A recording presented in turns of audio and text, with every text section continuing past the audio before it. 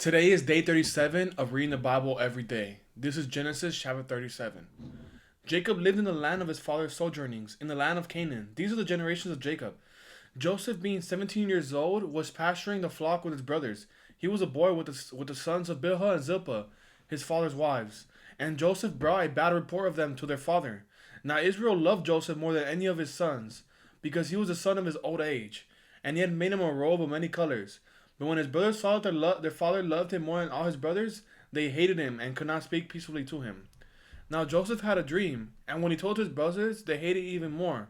He said to them, "Hear this dream that I have dreamed. Behold, we were binding sheaves in the field, and behold, my sheaf arose and stood upright. And behold, your sheaves gathered around it and bowed down to my sheaf." His brothers said to him, "Are you indeed to reign over us, or are you indeed to rule over us?" So they hated him even more for his dreams and for his words. Then he dreamed another dream and told it to his brothers and said, "Behold, I have dreamed another dream. Behold, the sun and the moon and the 11 stars were bound down to me." But when he told it to his father and to his brothers, his father rebuked him and said to him, "What is this dream that you have dreamed? Shall I and your mother and your brothers indeed come to bow ourselves to the ground before you?" And his brothers were jealous of him, but his father kept saying the saying in his mind. Now his brothers went to pasture their father's flock near Shechem. And Israel said to Joseph, "Are not your brothers pasturing the flock at Shechem? Come, I will send you to them." And he said to them, "Here I am." So he said to them, "Go now, see if it is well with your brothers and with the flock, and bring me word." So he sent him from the valley of Hebron and came to Shechem. And a man found them wandering in the fields and asked them, "What are you seeking?" "I am seeking my brothers," he said.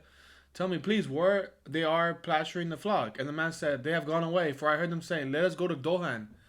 So Joseph went after his brothers and found them at Dothan.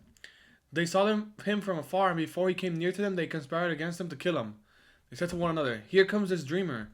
Come now, let us kill him and throw him into one of the pits. Then they will say that a fierce animal has devoured him, and we will see what will become of his dreams." But when Reuben heard it, he rescued him out of their hands, saying, "Let us not take his life." And Reuben said to him, "Shed no blood. Throw him into this pit here in the wilderness, but do not lay a hand on him, that he may rescue him out of their hand to restore him to his father." So when Joseph came to his brothers, they stripped him of his robe, their robe of many colors that he wore, and they took him and threw him in the pit. The pit was empty, there was no water in it. And they sat down to eat. And looking up, they saw a caravan of Ishmaelites coming from Gilead, with their camels bringing gum, balm, and myrrh on their way to carry it down to Egypt. Then Judah said to his brothers, "What profit is it that we kill our brother and conceal his blood? Come, let us sell him to the Ishmaelites, and let not our hand be upon him. For he is our brother, our own flesh." And his brothers listened to him. The Midianite traders passed by, and they drew Joseph up and lifted him out of the pit and sold him to the Ishmaelites for 20 shekels of silver. They took Joseph to Egypt.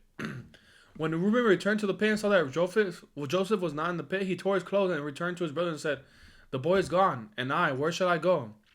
Then they took Joseph's robe and slaughtered a goat and dipped the robe in the blood. And they sent the robe of many colors and brought it to their father and said, "This we have found. Please identify whether it is your son's robe or not." And he identified it and said, "It is my son's robe. A fierce animal has devoured him. Joseph is without doubt torn to pieces." Then Jacob tore his garments and put the sackcloth on his loins and mourned for his son many days.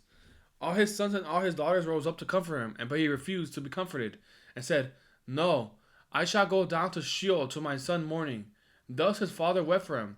Meanwhile, the Midianites had sold him in Egypt to Potiphar, an officer of Pharaoh, the captain of the guard. This was day 37, Genesis chapter 37. May Jesus Christ bless you all until tomorrow. Amen.